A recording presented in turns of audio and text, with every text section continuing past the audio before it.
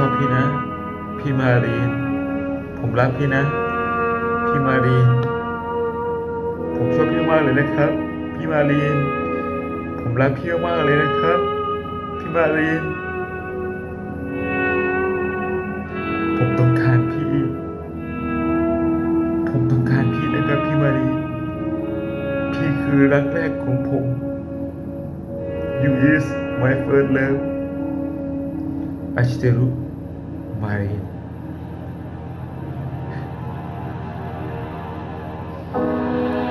จุดจบ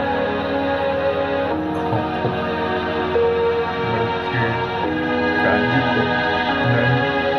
ต้องอยู่คนเดียวโดยที่ไม่มีใครจุดจบอันแสนเศร้าแต่ว่าถ้าหากพี่มารีมาเจอผมควรจะมีความสุขได้โปรดนะครับพี่มารีช่วยมาเจอผมด้วยนะครับผมต้องการพี่